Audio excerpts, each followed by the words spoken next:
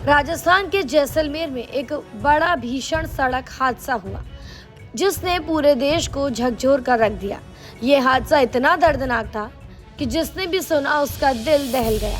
14 अक्टूबर की दोपहर करीब 3 बजे जैसलमेर से जोधपुर जा रही एक प्राइवेट एसी बस अचानक आग की लपटों में गिर गई। देखते ही देखते बस चलती सड़क पर जलती हुई मौत का जाल बन गई। इस भयानक हादसे में अब तक 20 यात्रियों की जिंदा जलकर मौत हो चुकी है, जबकि 15 से ज्यादा लोग अस्पताल में जिंदगी और मौत के बीच जूझ रहे हैं। घटना की शुरुआत बहुत सामान्य थी। बस दोपहर करीब 3 बजे जैसलमेर से रवाना हुई, लेकिन रास्ते में करीब 3:30 बजे अचानक बस से धुआं उठने लगा। यात्रियों को लगा कि शायद इंजन गर्म हो गया है, लेकिन कुछ ही क्षणों में हालात भयावह हो गए। बस के अंदर धुआं भर गया, लोगों की चीख पुकार गूंजने लगी और फिर आग की लपटों ने पूरी बस को अपनी गिरफ्त में ले लिया। कुछ लोग किसी तरह खिड़कियों से बाहर निकल गए, लेकिन ज्यादातर यात्री अंदर ही फंस गए। चश्मदीदों ने बताया कि बस के मुख्य दरवाजे पर जबरदस्त आग लगी हुई थी, जिससे बाहर निकलना असंभव हो गया था। दरवाजा लॉक हो गया था और कुछ ही मिनटों में बस एक जलती हुई कब्र बन गई। लोग पास जाकर मदद करना चाहते थे, लेकिन आग इतनी तेज थी कि कोई पास जाने की हिम्मत जुटा ही नहीं पाया। घायलों ने बताया कि बस में कई तकनीकी खामियां थी। उनका कहना है कि अगर बस को सुरक्षा मानकों के अनुसार तैयार किया गया होता तो शायद इतनी बड़ी त्रासदी को टाला जा सकता था। हैरानी की बात तो ये है कि ये बस सिर्फ 14 दिन पहले ही खरीदी गई थी। 1 अक्टूबर को रजिस्ट्रेशन हुआ, 9 अक्टूबर को परमिट मिला और 14 अक्टूबर को ये हादसा हो गया।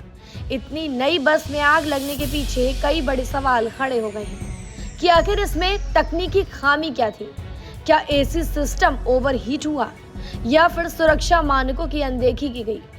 अब सवाल उठता है, आखिर ऐसी दुर्घटनाओं से बचने के लिए क्या सावधानियां जरूरी है।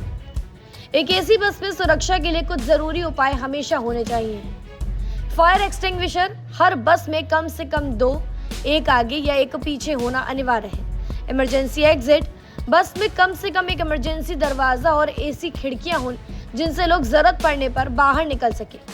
ग्लास ब्रेक हैमर, हर सीट के पास हैमर होना चाहिए ताकि शीशा तोड़कर बाहर निकला जा सके।